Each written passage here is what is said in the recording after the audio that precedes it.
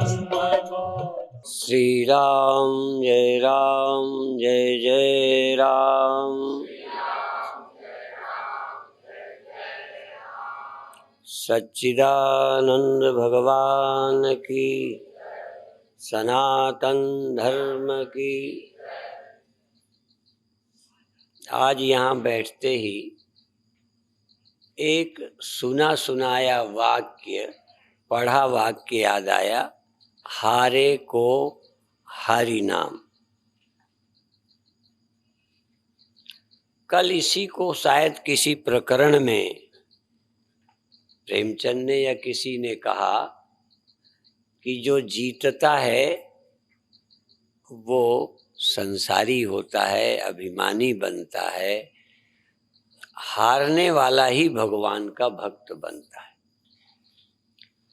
हारना अलग अलग है। द्रौपदी हार गई, गज हार गया, बहुत सारे इलाज करा के बीमार हार गया, साधना करके साधक हार गया।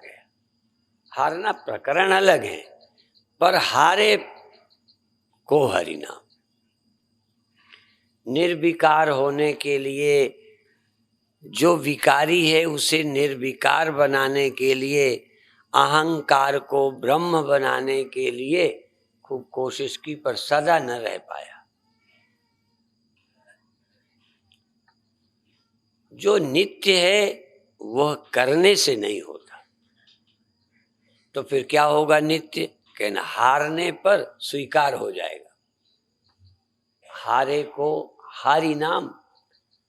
जब आप साधना करके थकेंगे, जो नहीं थकेंगे तो हरि को नहीं चाहोगे, ये भी ध्यान रखना। हरि की शरण नहीं जाओगे।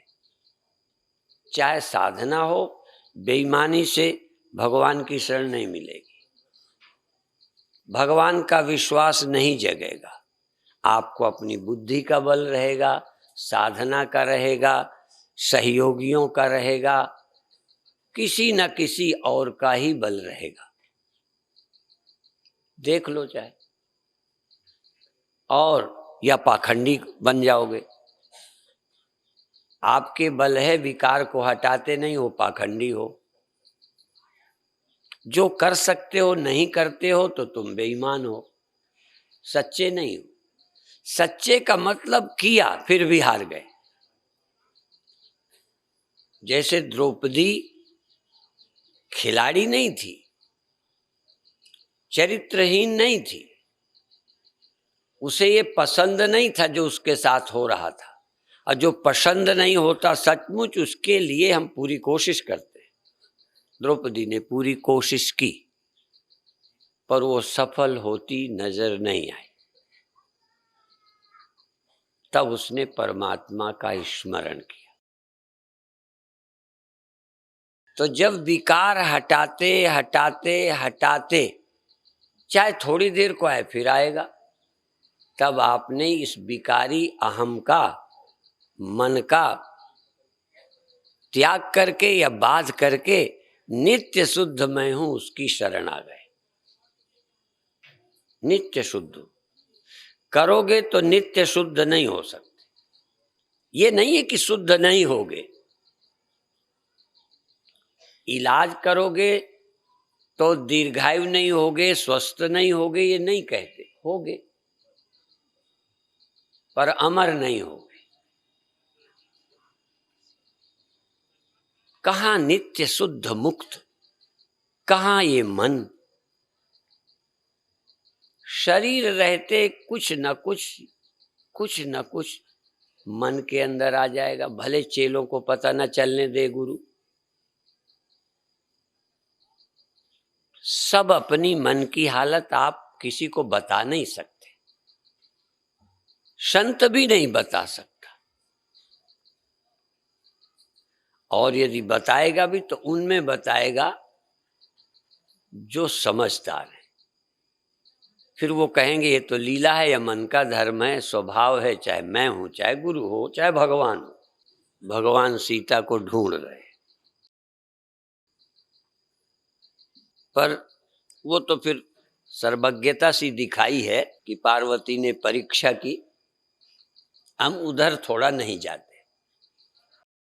आपके अंदर कोई कमी आई, ख्याल में आई, मन में आई, विकार आया, क्रोध आया, काम आया, लोभ आया, मोह आया, अहंकार आया, कुछ भी आ जाए, लोगों को दिख भी गया या नहीं दिखा, पर आप में विकार आया, यही अविद्या है, यही अज्ञानता है। आप में विकार नहीं आया, आ ही नहीं सकता, ये याद ही है उसकी शरण। ज्ञानी का शरण होना यही है, उसका हो गया, उसे स्वीकार कर लिया, जो नित्य शुद्ध मुक्त सदा अलेप निर्लेप आत्मा, अलेप आत्मा, मुक्त आत्मा, जो अशुद्ध हुई ही नहीं, क्या वो तुम में नहीं है? पर उसे तुम मैं नहीं मान पा रहे। साधन द्वारा जो प्राप्त करते हो उसे अपनी, मैं इतनी देर निर्विकार रह पाया, इतनी देर आनंद में रहा, माने आपने साधना के बल से जो पाया उसका भरोसा किया, नित्य शुद्ध को अपना स्वरूप नहीं माना। ये मत समझना कि ये हारे को हरि नाम एक जगह लगता है।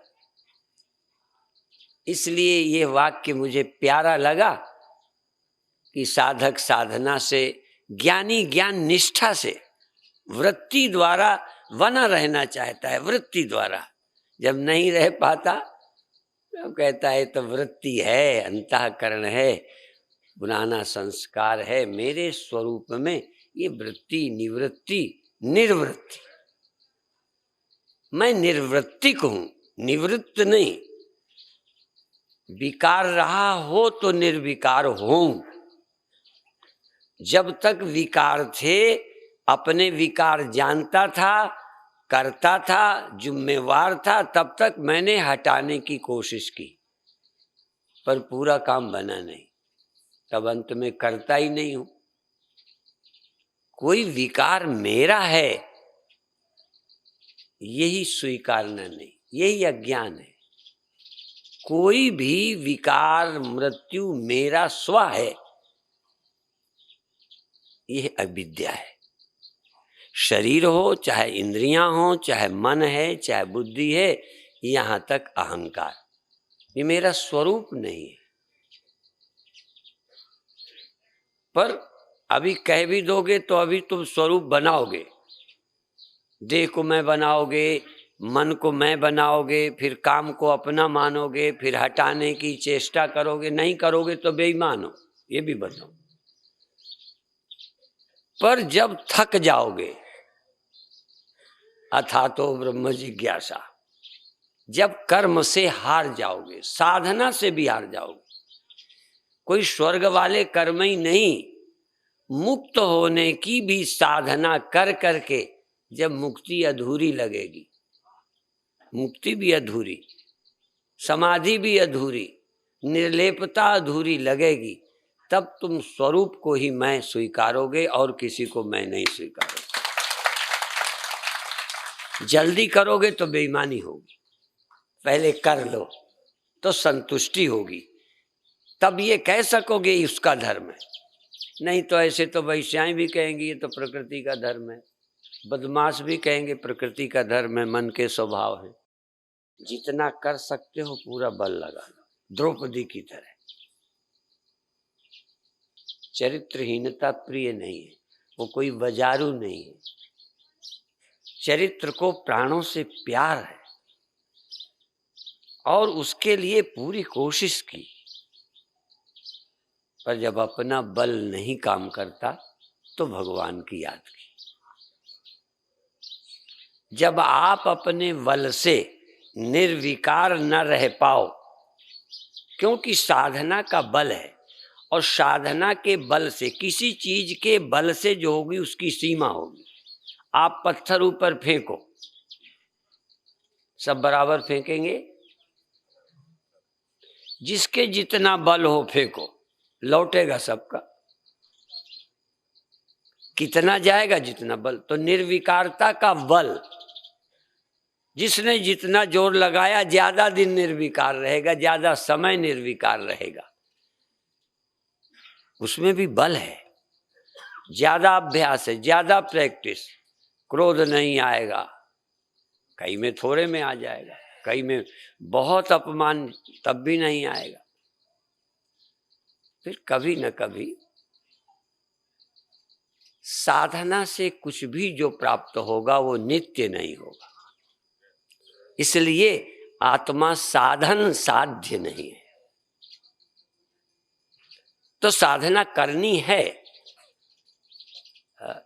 ये थोड़ा मैं बदल के बोलता हूं, कभी तो नहीं हूं, पर अपनी बात सिद्ध करने की थोड़ी लाइनें चेंज करता हूं। यह गुण साधन ते नहीं हुई,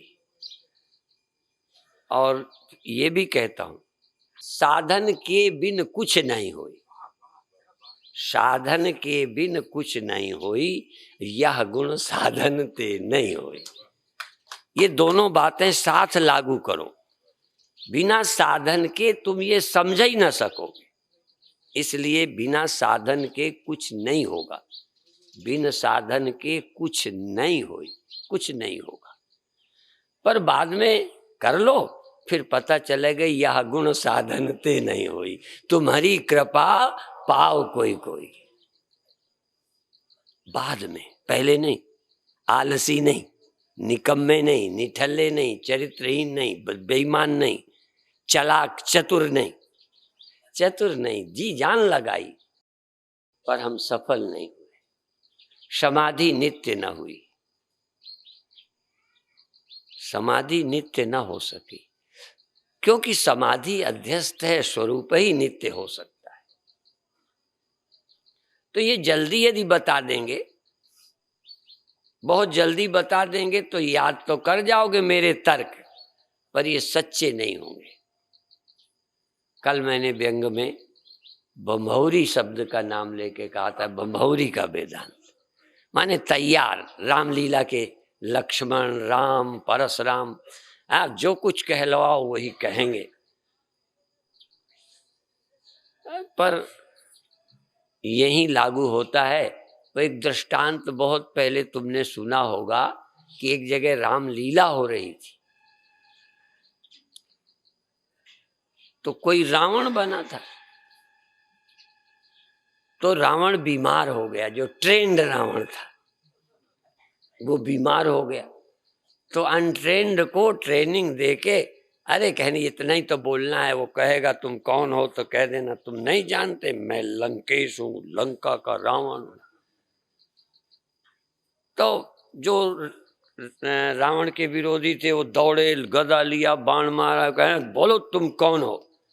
तो वो ट्रेंड नया नया था, हलवाई, तब बोला मैं लंका का रावण हूँ, लंकेश हूँ, तुम नहीं जानते, मैं कांख में बाली को 6 महीने दाबे रहा, यूं बोले। तो जब और ज्यादा गरज के सामने वाला बोला तो कहते हैं मार न देना, बुद्धू हलवाई हूँ। तो जब परिस्थिति आएगी तो कहीं बुद्धू हलवाई न हो जाना। हाँ, तुम आत्मा हो, तुम ब्रह्म हो, यदि रटे हो तभी बुद्धू हलवाई की तरह मामला होगा। और समझ गए हो तो चिल्लाओगे, तब भी बुद्धू हलवाई नहीं। चिल्लाते भी तुम्हें पता है ये किसका धर्म है, ईमानदारी से पता है। और ये भी नहीं शर्माओगे कि मेरे में निष्ठा कम है। वो कहता है ऐसा कोई हुआ ही नहीं जिसने शरीर के धर्मों का पूरा त्याग किया हो, जिसने मन के सभी धर्मों का त्याग किया हो ही नहीं सकता। एक ही है कि मैं कौन हूं, ये ध्यान रहे। मैं करता नहीं हूं, मैं भोगता नहीं हूं, मैं अंतःकरण अहंकार नहीं, मैं परिच्छिन्न नहीं हूं। परिच्छिन्न अहंकार में होता तो मुझे ब्रह्म होने की कोशिश करनी पड़ती, तब भी गड़बड़ आता। ये अहंकार प्रकृति का हिस्सा है। अहंकार इतीयम में भिन्ना प्रकृति रष्टदा, भूमिरापो नलो वायु खम मनो बुद्धिरेव च। अहंकार इतीयम में भिन्ना प्रकृति रष्टदा, ये 8 प्रकृति के हैं। ये प्रकृति के धर्म हैं, नेचर है, मेरा स्वरूप नहीं है। पर पहले देह मेरा स्वरूप था तो अमर होना चाहा, जीव मेरा स्वरूप था तो पुनर्जन्म से बचना चाहा, अंतःकरण मेरा स्वरूप था तो निर्विकार होना चाहा, अहंकार मैं था तो बड़ा महान व्यापक होना चाहा। जब ये गया तो मुझे होने की जरूरत नहीं। अहंकार नहीं होना तो तुम्हें कुछ होने की जरूरत ही नहीं है। ये सब होने की, बड़ा होने की, मुक्त होने तक की इच्छा ये अज्ञान जनित है, अविद्या जनित है। और जब तक अज्ञानी रहोगे मुक्ति चाहोगे,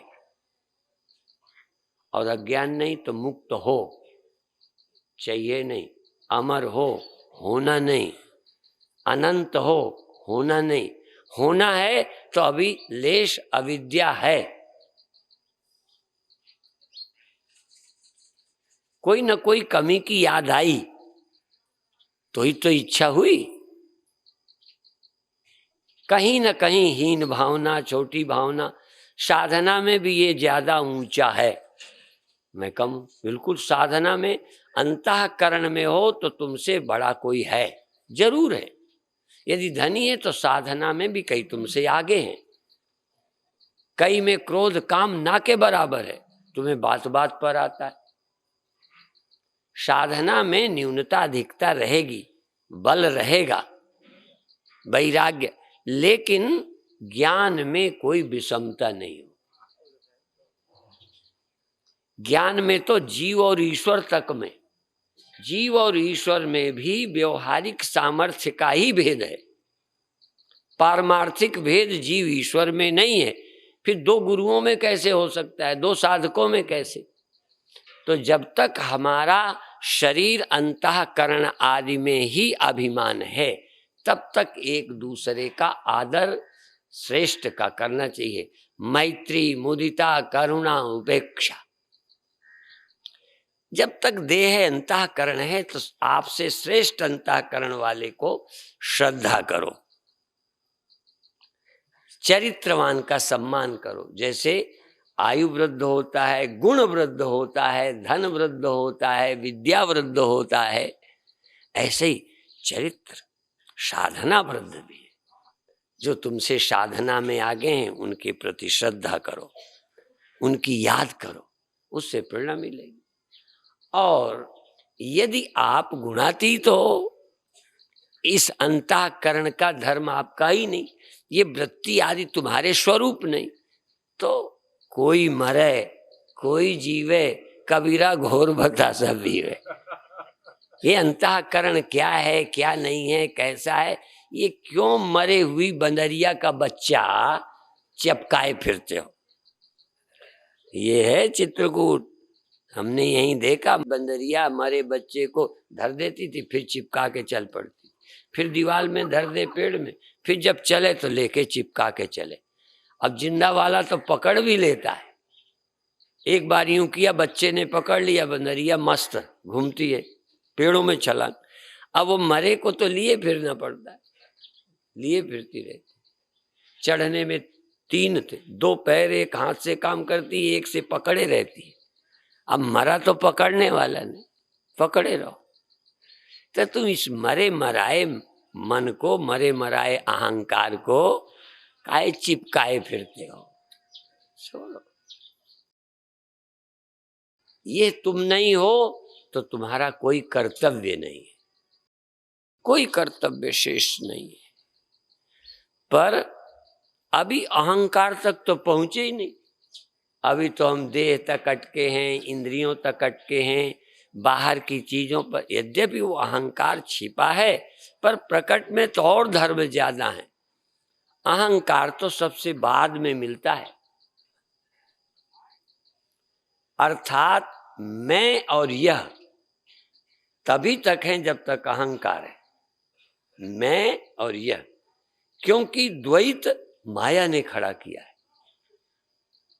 मैं और यह का भेद, मैं और तुम का भेद, सीमितता, ये सब अविद्याजन्य, प्रकृतिजन्य, अविद्याजन्य है। या प्रकृतिजन्य अभिमान अविद्याजन्य। इनमें मैं मेरापन अविद्या का है। मान लो शरीर ये संसार भूत प्रकृति ने बना दिए, तो इनमें भाव जोड़ने का काम अविद्या के कारण। इसलिए एक रचई जग गुण बस जाके, प्रकृति ने जगत रच दिया पर अविद्या ने इस कूप में तुम्हें गिरा दिया। इन भावों में, देह भाव में, इंद्रियों में, इन मैं मेरा बना दिया। ये मैं, इंद्रियां मैं, ये सुख दुख मेरे, इनका अभिमानी मुझे बना दिया, फंसा दिया। अब छूटने की कोशिश करो।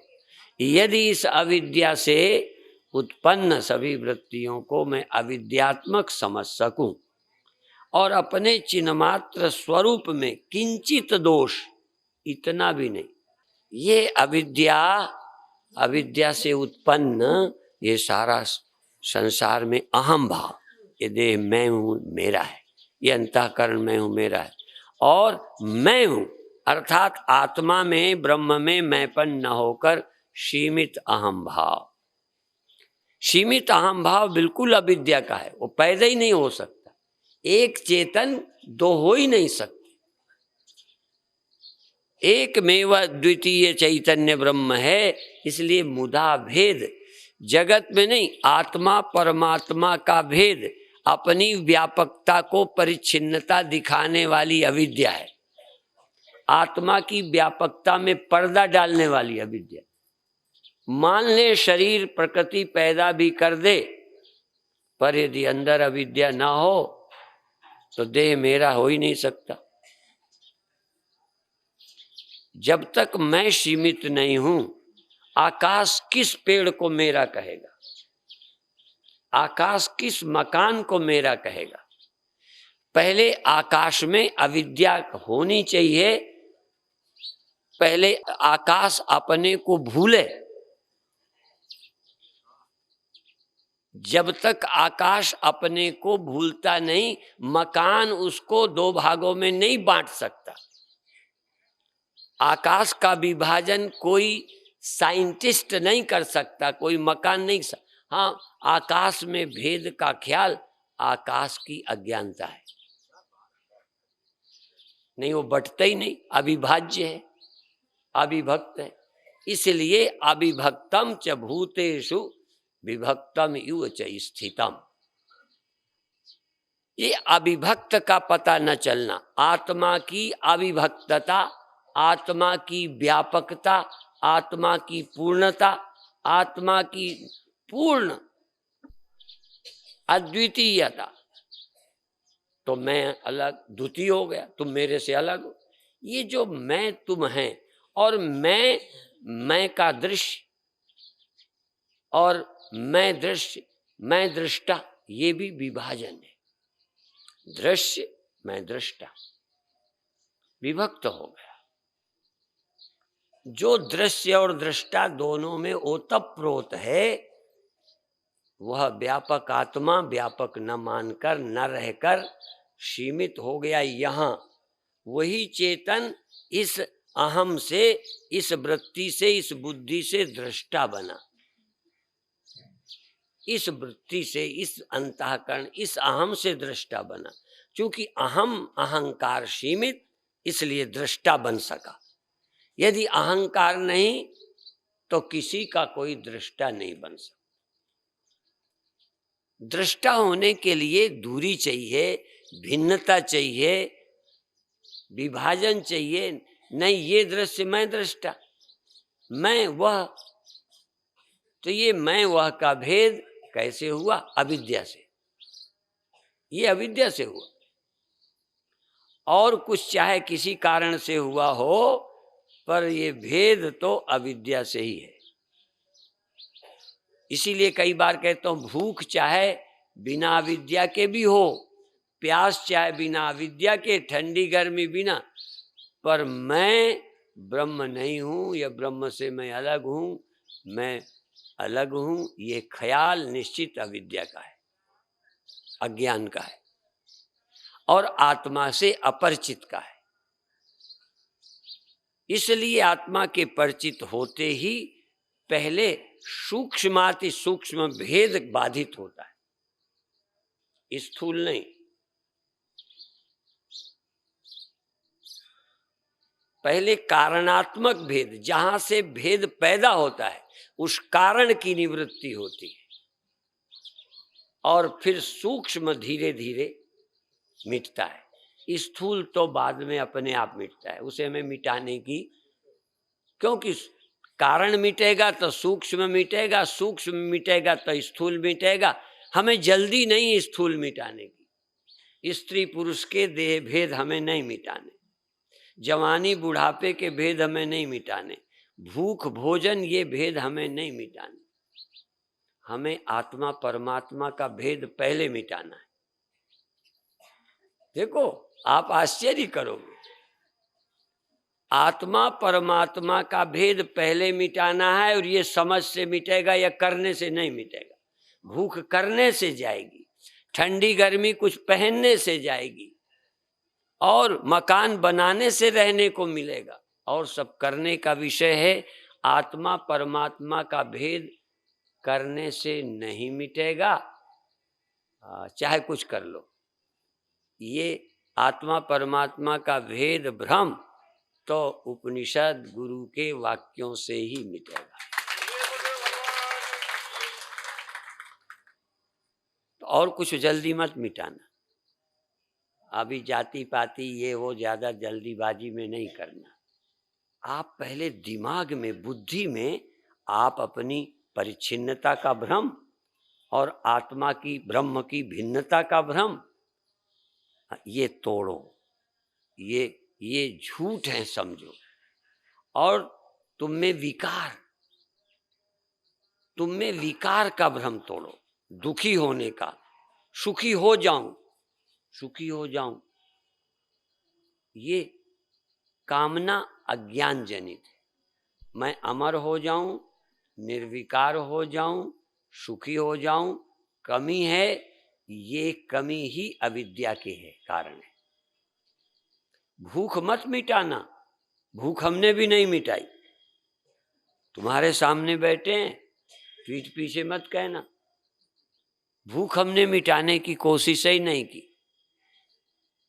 सर्दी गर्मी मिटाने की हमने कोशिश नहीं की, ओढ़ लेते हैं, उसके लिए साधना नहीं करते। भूख मिटाने के लिए हम भगवान का चिंतन नहीं करते, ये सच है। ठंडी लगती है तो इतना भगवान का चिंतन क्यों करें कि ठंडी जाए, रजाई से चली जाती। जो रजाई से नहीं जाती, खाने से नहीं जाती, वो ना समझी हटाने के लिए कथा सुनते हैं और सुनाते हैं, समझ में। और आप टांग ठीक करने के लिए कथा सुनते हैं, मेरा लड़का बचा रहे इसके लिए कथा सुनते हैं। और ये घरवाले के स्वभाव ठीक नहीं है, थोड़ा समझाओ, समझा देंगे, लेकिन ये काम मुझे करना पड़े, इतने मुंह रखो। तुम अपनी पत्नी और पति प्यार से समझ के नहीं रह सकते, इसके लिए मैं कथा सुनाऊं? मैं व्यंग में कहा करता हूं कि मछली भैंस से पानी में रहना सीखे।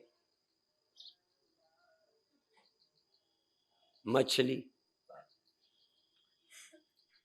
तो सन्यासी भैंस की तरह थोड़ी देर पानी में जाता है, वो तो दिन भर जमीन में रहता है। अब पानी में मछली को कोई तकलीफ है तो भैंस क्या समझा? तो तुम जिस तालाब में, जिस पानी में दिन रात मरते हो, उन घर वालों को मैं समझाऊं? तुम वहां रह के समझते नहीं हो। मैं तो जो उसके बाहर रहता हूं सन्यासी भैंस की तरह, मैं क्या जानूं? समझा भी दूंगा, पर ये समझ के आते, हाँ तुम मृत्यु जन्म इस ख्याल को, परमात्मा और आत्मा के भेद को, तुम अपने अंदर विकार निर्विकारता के रहस्य को जानने आते तो बहुत अच्छा होता। ये संतों की कथा घरवाली का गुस्सा ठीक करने का नहीं है। यद्यपि थोड़ा बहुत प्रभाव पड़ेगा, मुक्ति के लालच में हम कहेंगे पहले काम छोड़ो, क्रोध छोड़ो, ईर्षा छोड़ो, द्वेष छोड़ो, तो मुक्ति के लालच में छोड़ोगे, नरक से बचने के डर से छोड़ोगे, स्वर्ग पाने के लालच से कुछ ठीक ठाक करोगे, वो ठीक है। पर ये वैसे ही सुनते, घर को नरक बनाना है क्या? इस घर को स्वर्ग बनाना है तो ठीक से रहना सीखो। अब कोई पीता है, कोई कुछ करता है, कोई जानवर की तरह व्यवहार करता है, क्यों करते हो? तुम्हें हक मिल गया है, शादी हो गई तो तुमको राक्षस बनने का अधिकार मिला है, मारने पीटने का लाइसेंस मिला है, दुर्व्यवहार करना है, कम तो कम इंसान तो बनो। हम जानवर को मारना पाप समझते हैं, तुम पत्नी को मारने में पाप नहीं समझते, अधिकार समझते हो। जैसे ब्याह हो गया तो लाइसेंस मिल गया है मारने का, तो पहले इंसानियत। इसलिए बीच में प्रकरण में ये भी बता देते हैं कि कथा का अधिकार तब है जब इंसान बन जाओ, फिर ये कथा सुनो तो भ्रम हम हटाएंगे। अब इंसान भी हम ही बनावे। एक महात्मा फतेहपुर प्रवचन को गए थे, नाम उनका नहीं लूंगा, और एक माता सन्यासिनी थी, वो भी कथा करती थी। तो जरा वो वक्ता बड़े काट छांट वाले थे, पहले मुझे दे दिया या उन्हें दे दिया, मुझे ख्याल नहीं, उन्हें दे दिया या मुझे दे दिया, फिर किसी देवी को दे दिया, साध्वी को, और फिर उनको दे दिया। तो कहते हैं पहले उसका होता, वो पेड़ काट के डालती, स्वामी जी को देते, छील छाल के लकड़ी साफ करके देते, तो मैं भी कुछ कारीगरी करता। अब ये पेड़ का पेड़ अड़ा दिया फलानी बाई ने, अब मैं क्या करूं? मैं तो कारीगर हूं, ऐसा बोले। और वो बाई थी ना, कहने लगे लो बाबा बाबा पास पास होते, उल्टा होते, सीधा होते, बाबा के बाबा ही रहते, बाबा बाबा, उल्टा करो चाहे सीधा बाबा। अब कहें बाई ईबा बन जाएगी। ये अभिप्राय है ये प्रकरण में कि तुम इंसान बन के आओ तो ब्रह्म बताए हम, तुम शुद्ध हो के आओ तो सच्चिदानंद बताएं हम, तुम कुछ अंतर्मुख हो जाओ तो तत्व की बात हम समझाएं। अब तुम तो मेरा मन नहीं लगे, क्यों नहीं लगे मन? तुम्हें उपनिषद पढ़ने में मन लगना चाहिए, कीर्तन समझने में, प्रवचन सुनने में मन लगना चाहिए, वैसी किताबें पढ़ने में मन लगना चाहिए। अब ये मन लगाना भी मैं सिखाऊं? पढ़ने की इच्छा है, तुम्हारा मन लगना चाहिए स्कूल में, फिर समझ कमाएगा तो अध्यापक का काम है। पर कहीं मन ही मेरा पढ़ने में नहीं लगता, तो कहते तू एडमिशन ही क्यों लिया है, जब भाग जा। तो यहाँ कुछ समझने का इरादा होगा तो समझ न आएगा, पर एकाग्रता होगी, एकाग्रता होगी समझ आएगा। तो ये हमें, हाँ हमारा भी मन नहीं लगता रहा, पर किस बात में? जैसे बूढ़े आदमी को, सयाने आदमी को, मेरे को ताश खेलने में, गोली खेलने में लगाओ तो मेरा मन नहीं लगेगा। जिनकी बड़ी बड़ी ऊंची योजनाएं हैं वो गोली ताश खेलेगा, फुर्सत ही नहीं, मन नहीं लगेगा। हमारा भी कई चीजों में मन नहीं लगता, क्योंकि मेरे स्तर के लिए वो व्यर्थ है। अब तुम कहो मैं जपूं, नहीं करूंगा, मैं चिंतन तो करूंगा, जपूंगा नहीं, मेरा जप में मन नहीं लगता। पर मैं ये नहीं मानता कि अब मैं नीचे गिर गया हूं, अब मैं ऊंचे चढ़ गया हूं, इसलिए जप में मन नहीं लगता। अब मुझे उसमें टाइम बर्बाद होता लगता है। मैंने कॉपी में राम राम राम राम लिखा, बड़ा अच्छा लगता था, राम नाम जपा, कीर्तन किया, अच्छा लगता था। अब नहीं अच्छा लगता, मैं गिर गया ना। मैं कोई नीचे नहीं आ गया, पर अब नहीं लगता, क्योंकि मेरी दृष्टि से अब व्यर्थ है वो। इसी तरह से ध्यान का खंडन, ध्यान के अनंतर पहले कहा गुरु का ध्यान करो, गुरुदेव दर्शन दें, भगवान शंकर का, भगवान राम का साकार मन लगता है, दर्शन होते हैं, प्रकाश होता है, भगवान दिखे, मुझे दिखे, बहुत अच्छा लगता था। अब दिखाई भी पड़े तो देखने का मन नहीं है। क्यों नहीं है? क्योंकि अब याद रखना, ध्यान करूं जो बनकर ध्याता, ध्येय दूसरो भिन्न लखाता, एक में ध्याता ध्यान ध्येय, एक में तीन बनाऊं, गुरुवर कैसे मैं ध्यान लगाऊं? ध्यान करता हूं तो दूसरा बनता है, दूसरा हमें चाहिए नहीं। अब मुझे अलग वाला भगवान नहीं चाहिए जो वहां रहता है, मैं यहां रहता हूं। अब तो मेरे हृदय में रहने वाला चाहिए जो मेरे से अलग ना हो, तो मैं ही होगा, ये आत्मा ही होगा, आत्मा ही ब्रह्म होगा। इसलिए ध्यान और चिंतन का ढंग बदल गया। पहले देखकर खुश होते थे, अब देखकर चिढ़ आती है। तुम अलग क्यों खड़े हो जाते हो? मैं तुम्हें अलग देखना नहीं चाहता, तुम अलग ही खड़े हो जाते हो।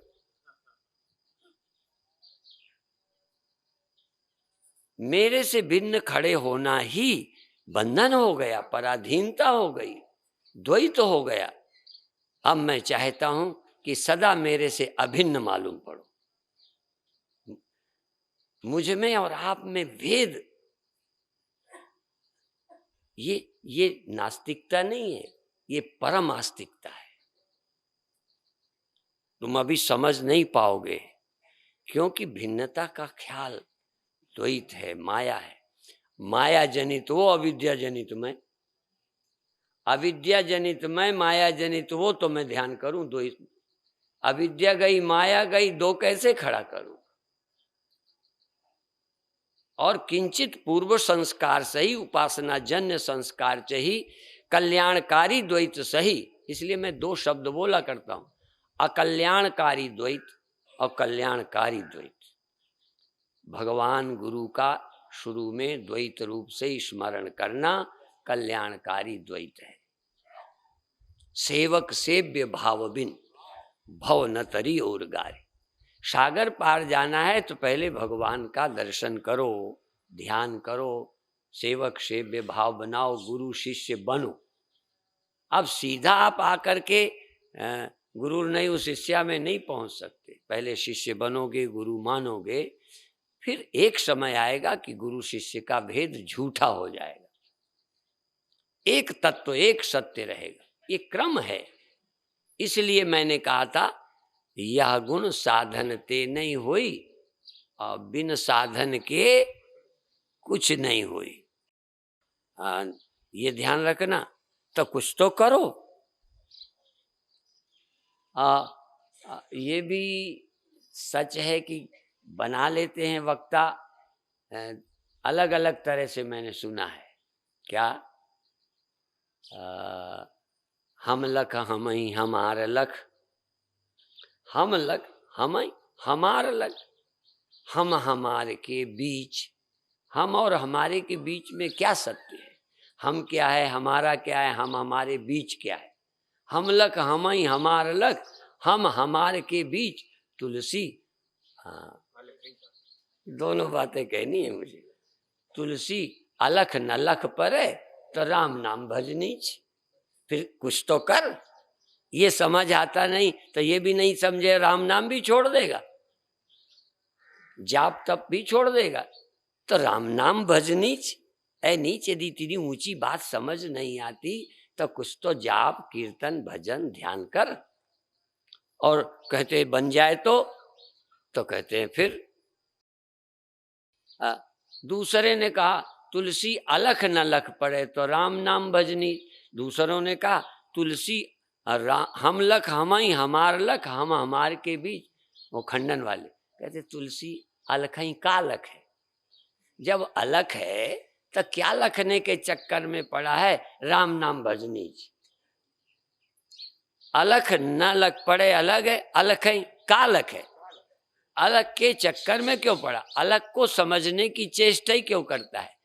उस जो विषय विषयी नहीं है, दृश्य दृष्टा नहीं है, भक्त भगवान, जहां द्वैत नहीं, उसके चक्कर में मत पड़। हम तो ये कहते हैं कि भाई अद्वैत जब तक समझ ना आए तब तक द्वैत साधना का आश्रय लेके चलो, कोई ना कोई चीज लाएगा। तुम जो नहीं चाहते वो भी ले आएगा, और जो तुम्हारे संस्कार में होगा वो लाएगा।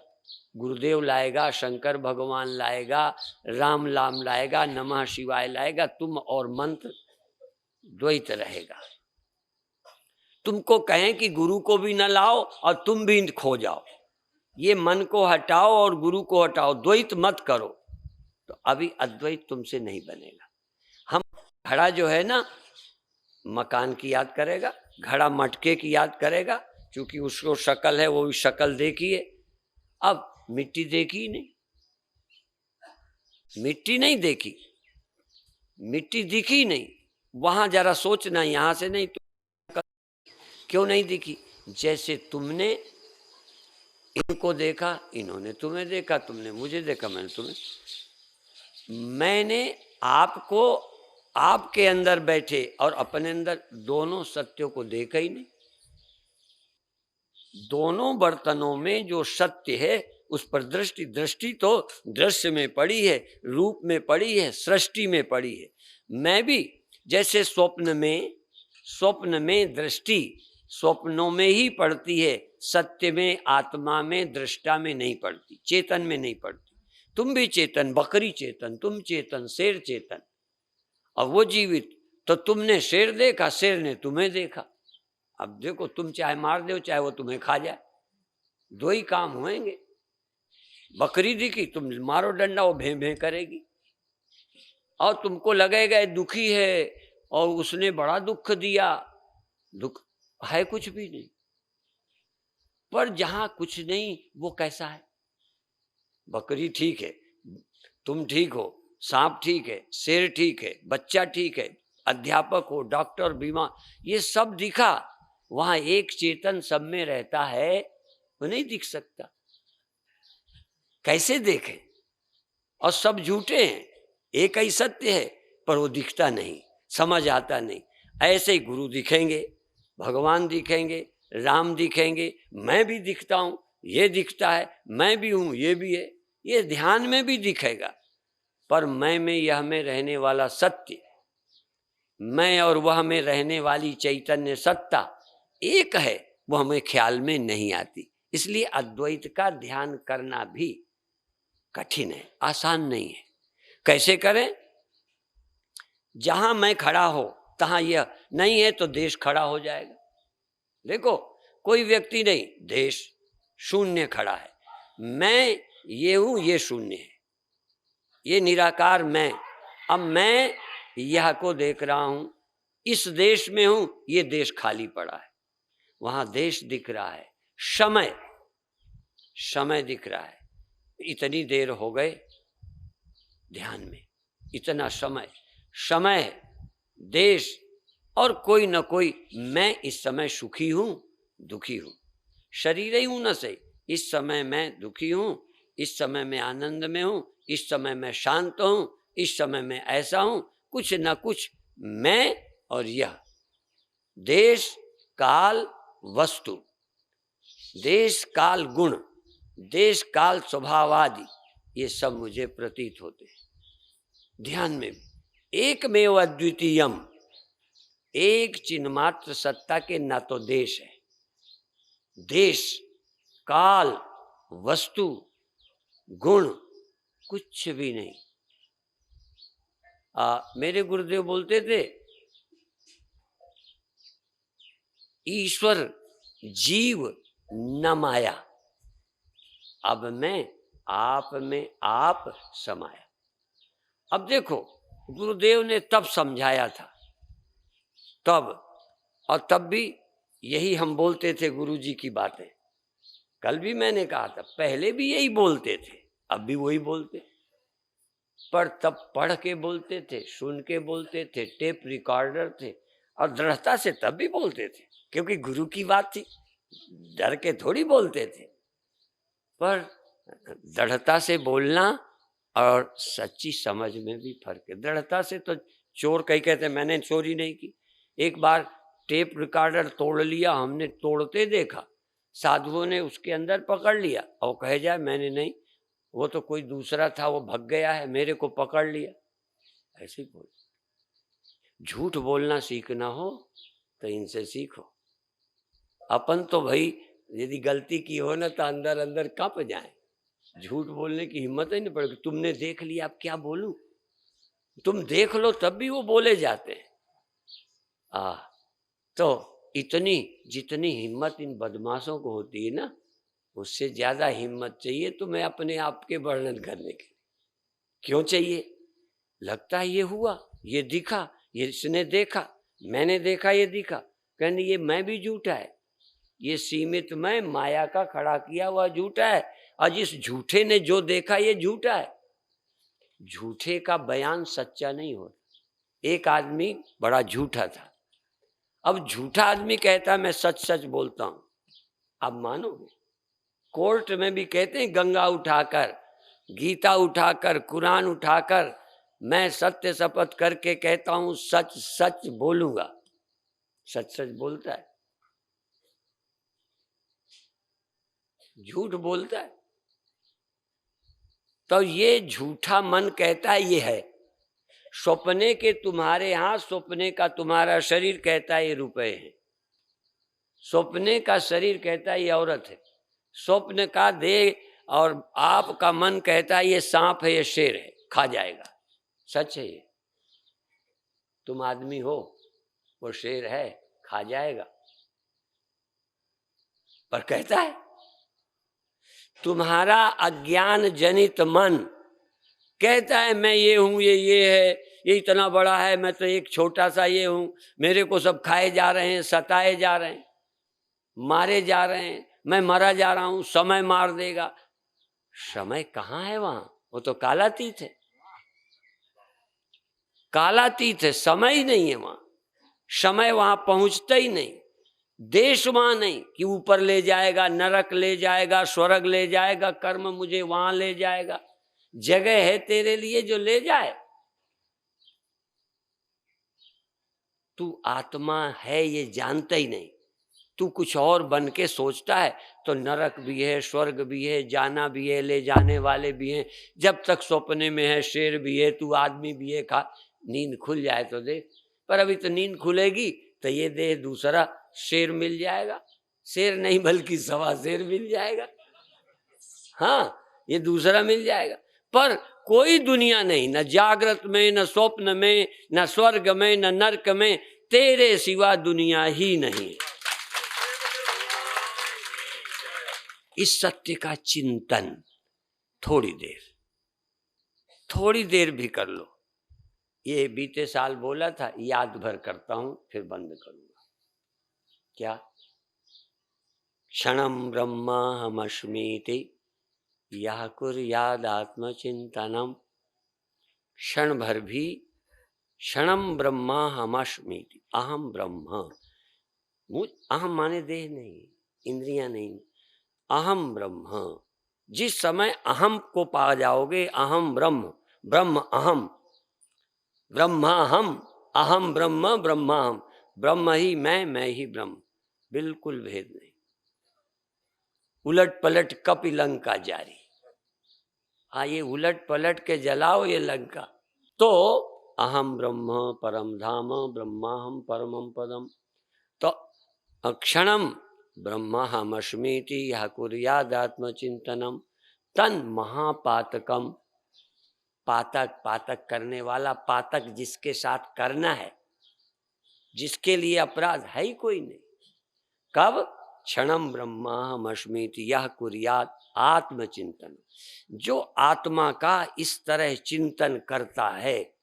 अब आजकल जो हमारा ध्यान है ये है, मतलब हम बिना चिंतन के नहीं रहते। जब तक तन है, मन है, चिंतन तो होगा।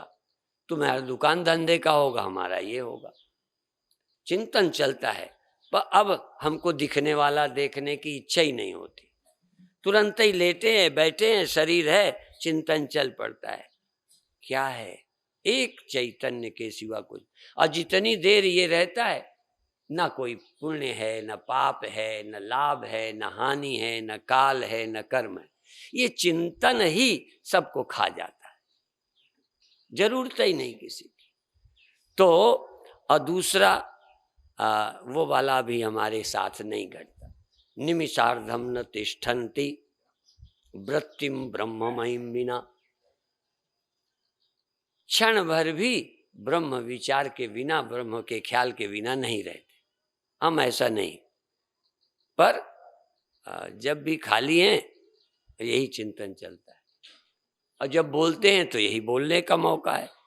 कोई कोई जब आ जाते हैं खोपड़ी चट्टा, महाराज ये है, हमारे घर की ये समस्या है, तो हमें भी थोड़ा सोचना पड़ता है कि इसकी पत्नी लड़ती है, अब कैसे समझाऊं, इसके पति ऐसे हैं, मैं क्या करूं, ये निर्धन है, इसको कौन सा मंत्र बताऊं, इसको ये रोग है, इसके कष्ट को कैसे हटाऊं। अब एक मरने से दुखी है, उतनी जल्दी ये ब्रह्म समझ नहीं पाता, क्या करूं। बाकी तो हमारे यहाँ यदि मरने लगे तो गीता सुनाओ, ले ये दवा है। मर रहा हो तो भागवत सुनाओ, मर रहा हो तो गीता सुनाओ, मन रहा हो तो वेदांत सुनाओ, पर सबको नहीं सुना सकते। हाँ, यदि गीता समझता है तो उस समय गीता सुनाओ, और नहीं समझता ना तो भी गीता जब सुनेगा तो इतना तो उस अर्थ तो नहीं समझेगा, एकदम मुक्त तो नहीं होगा, पर गीता सुनते मरेगा शांति से, ये तो पक्का। गंगा जल मुंह में डाल दोगे तो उसको लगेगा मेरा उद्धार होगा, मन में शांति आएगी, जा रहा हूं ये पता हो जाएगा, तो भगवान की याद करते हुए जाएगा। वो आत्मा ब्रह्म का चिंतन तो नहीं करेगा, पर शालोक के सामीप्य सायुज्य पुण्य शरीर छोड़ते समय जो ये करेगा प्राप्त होगा। और आप कितना वेदांत सुनो ना, शायद वेदांत मेरा उस समय काम ना आए, पर मुंह में गंगा जल डाला जाएगा तो थोड़ा काम आएगा, ये मुझे मालूम है। उस समय कोई राम राम भी कह देगा ना, ओम नमः शिवाय कह देगा, तो तुम्हारा लगेगा मरते समय इन्होंने मंत्र सुनाया, मेरा बेड़ा पार होगा। संस्कार काम करता है। तो मरने लगो उस समय गाय का दर्शन कोई करा दे, मंदिर का नाम ले ले, तो उस समय एक भक्ति का, श्रद्धा का, कल्याण का भाव जग जाएगा। तो अज्ञानी के लिए जब तक हम पूर्णता को प्राप्त नहीं हैं, आपका किया हुआ साधन व्यर्थ नहीं जाएगा। मृत्यु के समय भी जो किया जाता है वो व्यर्थ नहीं जाता। यहाँ तक मरने के बाद भी जो तुम्हारे नाम से किया जाएगा वो तुम्हें प्राप्त होगा। ये है, जिसका बछड़ा जिसका कर्म उसके पीछे करता है, जाता है।